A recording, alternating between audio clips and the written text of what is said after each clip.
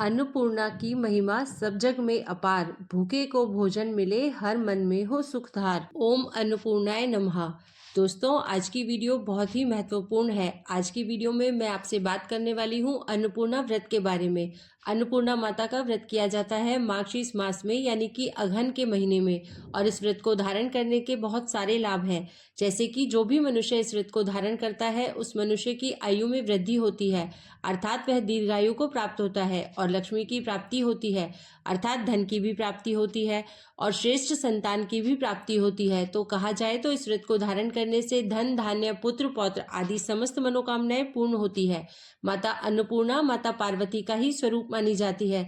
शास्त्रों में इस प्रकार की कथा आती है कि एक बार जब पूरी धरती पर अकाल पड़ गया, धरती बंजर हो गई, खाने पीने के सामान की कमी हो गई, तब धरती के प्राणी भूख से विकल हो उठे और सभी देवी देवताओं ने भगवान शिव से प्रार्थना की। तब भगवान शिव ने माता पार्वती से प्रार्थना की और माता पार्वती ने अन्नपूर्णा का स्वरूप धारण किया और भगवान भोलेनाथ ने एक भिक्षुक का रूप धारण किया। माता पार्वती से भिक्षा मांगकर भगवान भोलेनाथ ने उस अन्न को पृथ्वी लोक पर रह रहे प्राणियों में वितरित कर दिया। तब कहीं जाकर इस समस्या का समाधान हुआ। पौराणिक कथाओं के अनुसार माता पार्वती ने अन्नपूर्णा का स्वरूप धारण किया था मार्गशीर्ष मास की पूर्णिमा तिथि पर, इसीलिए इस माह की पूर्णिमा तिथि पर अन्नपूर्णा जयंती मनाई जाती है।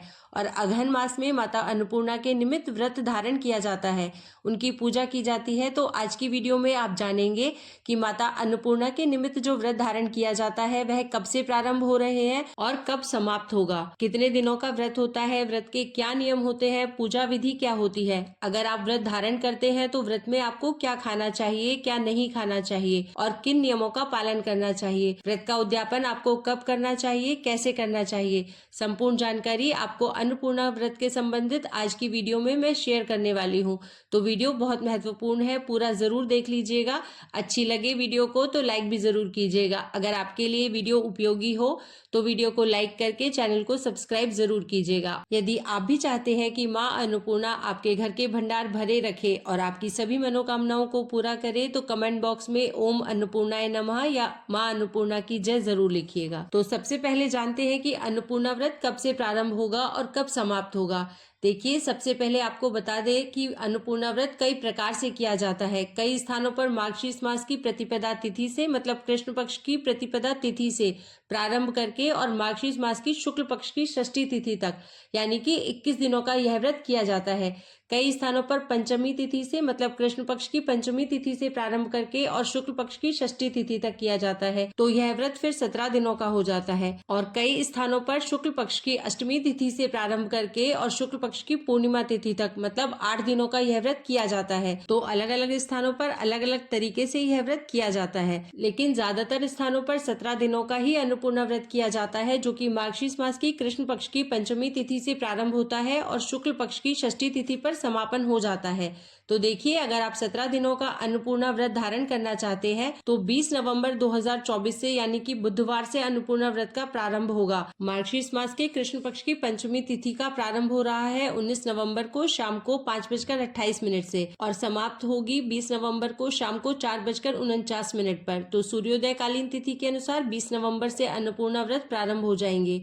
आप व्रत करते हैं तो बहुत अच्छी बात है, नहीं भी व्रत कर पाते हैं तो ऐसे में भी विधि विधान से माता अन्नपूर्णा की पूजा आप इन 17 दिनों में जरूर कीजिए।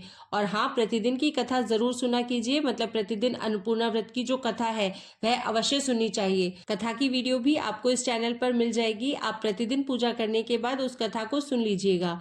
अगर आप किसी भी कारणवश व्रत नहीं कर पाते हैं तो आप चाहे तो इन दिनों में विशेष पूजा आराधना कर सकते हैं माता अन्नपूर्णा की। और अगर आप यह भी नहीं कर पाते हैं तो पूर्णिमा तिथि पर, जो कि अन्नपूर्णा जयंती मनाई जाती है, उस दिन भी विशेष रूप से माता अन्नपूर्णा की पूजा कर सकते हैं। और आप अगहन मास के हर शुक्रवार को भी माता अन्नपूर्णा की विधि विधान से पूजा कर सकते हैं, उससे भी आप माता अन्नपूर्णा की विशेष कृपा जरूर प्राप्त करेंगे। अब 17 दिनों की पूजा यदि आप व्रत कर रहे हैं तो उसकी विधि की बात कर लेते हैं।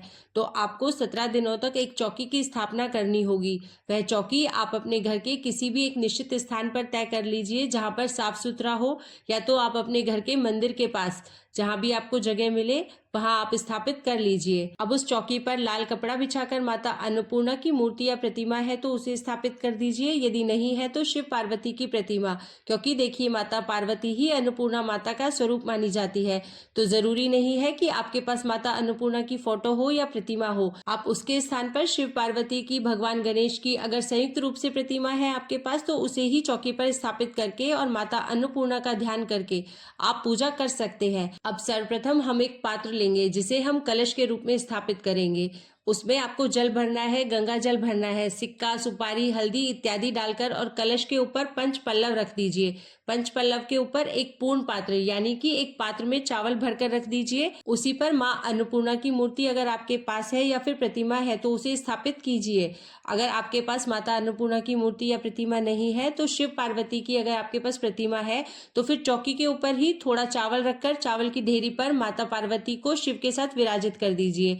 फिर उनके सामने शुद्ध घी का दीपक जला दीजिए। सबसे पहले आप भगवान गणेश की पूजा करेंगे। धूप, दीप, अक्षत, पुष्प इत्यादि अर्पित करके भगवान गणेश की पूजा पहले करेंगे। फिर भगवान भोलेनाथ और माता पार्वती की विधि विधान से पूजा करेंगे। भगवान गणेश को दूर्वा अत्यंत प्रिय है तो आप उन्हें दूर्वा अर्पित करेंगे। अक्षत, चंदन, पुष्प इत्यादि जो भी आपके पास है भगवान गणेश को अर्पित करेंगे और माता पार्वती को लाल चुन्नी अर्पित करेंगे। सुहाग की सामग्री आप चाहे तो अर्पित कर सकते हैं। माता अन्नपूर्णा के निमित्त भगवान शिव को बिल पत्र इत्यादि आप अर्पित करेंगे। अगर आपके पास शिवलिंग है तो शिवलिंग की स्थापना करके विधिवत शिवलिंग की भी पूजा कर सकते हैं। अब कई स्थानों पर चौकी के ऊपर ही कल्प वृक्ष जो धान की बालियां होती है उससे बनाकर स्थापित किया जाता है। कई स्थानों पर वैसे ही धान की बालियां अर्पित की जाती है। तो देखिए अगर आप ग्रामीण क्षेत्र में हैं और आपको मिल जाती है धान की बालियां तो बिल्कुल आप अर्पित कर सकते हैं। लेकिन अगर आपको नहीं मिलती है, जैसे कि आप शहरों में रहते हैं तो धान की बालियां नहीं मिलती है, अगर असंभव ही समझ लीजिए, तो ऐसे में आपको परेशान होने की आवश्यकता नहीं है। मिल जाए तो आप धान की बालियां जरूर अर्पित कीजिए और अगर नहीं मिलती है तो आप नए चावल, जैसे कि जो नए चावल होते हैं वो मिल जाए तो आप वह एक पात्र भरकर माता अन्नपूर्णा के सामने रख दीजिए और प्रतिदिन उस अनाज की पूजा कीजिए। क्योंकि देखिए अन्नपूर्णा व्रत में अन्न की ही पूजा की जाती है, क्योंकि सबसे आवश्यक अगर कुछ है धरती पर तो वह अन्न है, क्योंकि अन्न से ही जीवन है। उसके बाद आप बाकी चीजें सोच पाते हैं, पहले तो अनाज चाहिए खाने के लिए, इसलिए अन्न की पूजा अत्यंत आवश्यक है। और एक और नियम होता है अन्नपूर्णा व्रत में, अगर आप 17 दिनों का व्रत धारण करना चाहते हैं तो एक धागा होता है, आप चाहे तो रेशम की डोरी ले सकते हैं या फिर कलावा ले सकते हैं। उसमें आप 17 गांठें लगा दीजिए, या यूं कहें कि जितने दिन के आप व्रत कर रहे हैं, यदि आप 8 दिन के व्रत कर रहे हैं तो उसमें आप 8 गांठें लगा दीजिए और इसे माता अन्नपूर्णा के चरणों में अर्पित कर दीजिए। और जब आप गांठें बांध रहे हैं उस समय माँ अन्नपूर्णा का ध्यान करके मंत्र जप करते रहिए। मंत्र इस प्रकार है: अन्नपूर्णे सदापूर्णे शंकर प्राण वल्लभे ज्ञान वैराग्य सिद्ध्यर्थम भिक्षाम देही च पार्वती। हर बार गांठ बांधते समय इस मंत्र को आप जप सकते हैं, मतलब जितनी बार आप गांठ बांधते हैं उतनी बार इस मंत्र का जाप कर सकते हैं। अगर आप मंत्र नहीं बोल पाते हैं तो ऐसे ही ओम अन्नपूर्णाय नमः या जय माँ अन्नपूर्णे, जय माँ अन्नपूर्णे कृपा करो, इस प्रकार से माँ का ध्यान करते हुए माँ के नाम का जाप कर सकते हैं। गांठ बांधने के बाद वो धागा माँ के चरणों में आप अर्पित कर दीजिए। इसके बाद माता की पूजा आराधना करके वहीं बैठकर कथा कीजिए।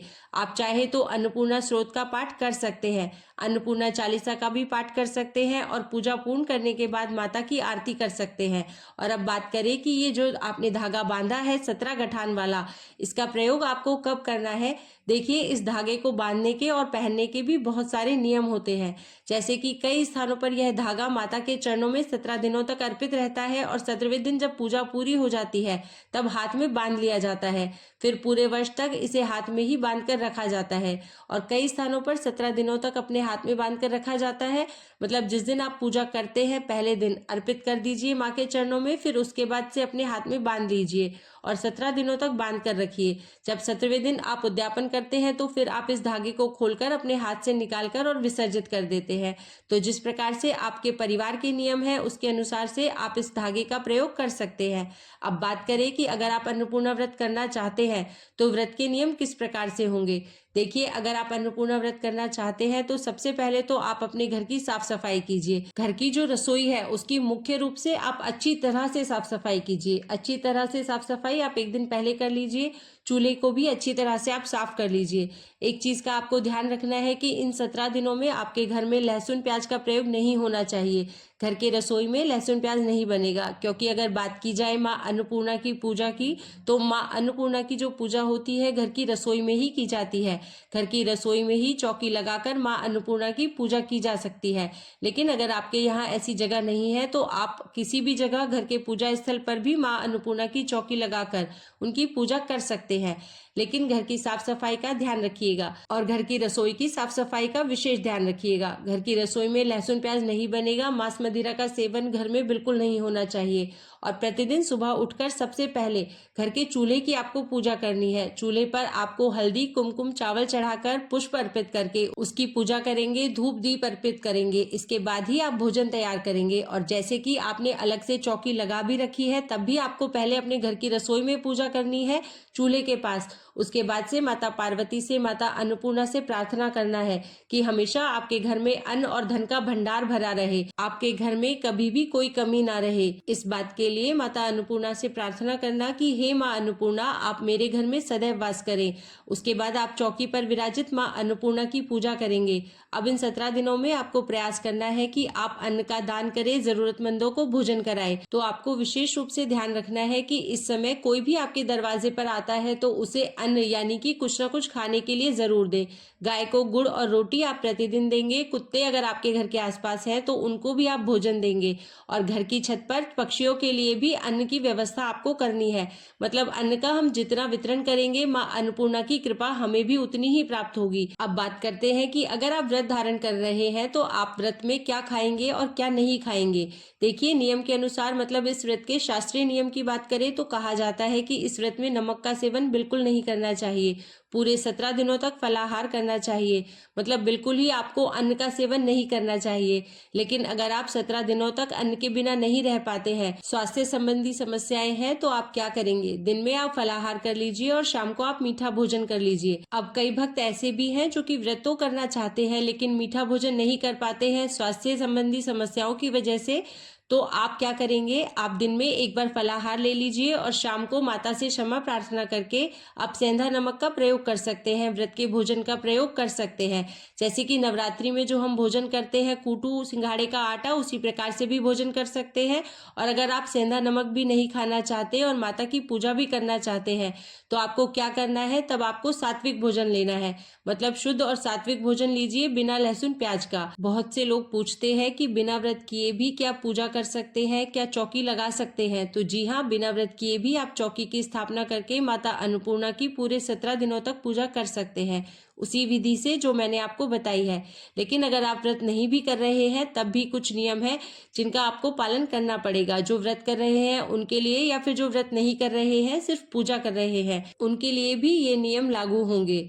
आपको सर्वप्रथम ब्रह्मचर्य के नियम का पालन करना अत्यंत आवश्यक है। लहसुन प्याज का सेवन आपको बिल्कुल नहीं करना है, अगर आप व्रत करें तो भी और नहीं करें तो भी, क्योंकि आप चौकी स्थापित करके माता की पूजा कर रहे हैं। तो आप अपनी रसोई घर में बिल्कुल भी लहसुन प्याज का इस्तेमाल नहीं करेंगे, लहसुन प्याज का खाना आप नहीं बनाएंगे। अब यहीं पर एक सवाल और उठता है, कई भक्तों के प्रश्न आते हैं कि मैं तो बिना लहसुन प्याज के रह लूं लेकिन मेरे परिवार में बाकी लोग खाना चाहते हैं, तो क्या रसोई में बन सकता है? तो मैं इसके जवाब में सिर्फ इतना कह सकती हूँ कि यदि आप चौकी लगा रहे हैं, चाहे आप व्रत कर रहे हैं या नहीं कर रहे हैं, तो आप अपनी रसोई में लहसुन प्याज नहीं बना सकते हैं। यदि लहसुन प्याज बनाना आवश्यक है तो आप माता की चौकी स्थापित मत कीजिए, माता का ध्यान कीजिए अपने घर के मंदिर में ही। माता पार्वती, माँ अन्नपूर्णा का ध्यान करके पूजा कर लीजिए, क्योंकि यदि आप माता की चौकी स्थापित करके अपनी रसोई में लहसुन प्याज बनाते हैं तो आप विश्वास कीजिए आपको लाभ तो नहीं मिलेगा लेकिन नुकसान हो सकता है। इसलिए यह गलती मत कीजिएगा। बिना माता की चौकी स्थापित करके आप पूजा करें, आपको लाभ अवश्य मिल जाएगा। चलिए अब आगे बात करते हैं इसके उद्यापन विधि की। यदि आपने यह व्रत 17 दिनों तक नियम पूर्वक किया है तो 17वें दिन इसका उद्यापन किया जाता है। एक छोटे स्तर पर आप माता की पूजा आराधना करके अपने घर में ही छोटा सा हवन करके व्रत का उद्यापन कर सकते हैं। किसी ब्राह्मण को घर बुलाकर भोजन करा सकते हैं या फिर कन्याओं को घर बुलाकर भोजन करवा सकते हैं। सुहागन स्त्रियों को भी घर बुलाकर भोजन करवाया जा सकता है। मतलब देखिए, अंतिम दिन उद्यापन में कुछ लोग आपके घर में भोजन कर ले, इस प्रकार की व्यवस्था रखिए। और बात करें अन्नपूर्णा व्रत कब तक करना चाहिए, तो देखिए शास्त्रों के अनुसार अन्नपूर्णा माता का व्रत अगर आप एक बार प्रारंभ करते हैं तो 17 वर्षों तक नियम पूर्वक प्रतिवर्ष आपको करना चाहिए। 17वें वर्ष में आप इस व्रत का उद्यापन करते हैं, मतलब जैसे कि अब तो 17 दिन में आपने छोटा सा उद्यापन कर लिया, लेकिन 17 वर्ष के बाद जब आप उद्यापन करते हैं, मतलब 16 वर्ष करने के बाद 17वें वर्ष में जब आप उद्यापन करेंगे तो फिर ब्राह्मण को घर बुलाकर विधि विधान से और पूजा आराधना करके फिर आप उद्यापन करते हैं, दान दक्षिणा देते हैं विधि पूर्वक तरीके से। और तब तक माता अन्नपूर्णा आपको इतना दे देती है कि यह चीजें बहुत छोटी लगती है, बहुत आसानी से आप सब कुछ कर पाते हैं। मतलब 17 वर्षों तक अगर आप माता अन्नपूर्णा की विधि पूर्वक इस प्रकार से प्रतिवर्ष पूजा आराधना करते हैं तो विश्वास कीजिए आपके घर में किसी चीज की कमी नहीं रहेगी। फिर आपके लिए कुछ भी उद्यापन में खर्च करना कोई बड़ी बात नहीं लगेगी।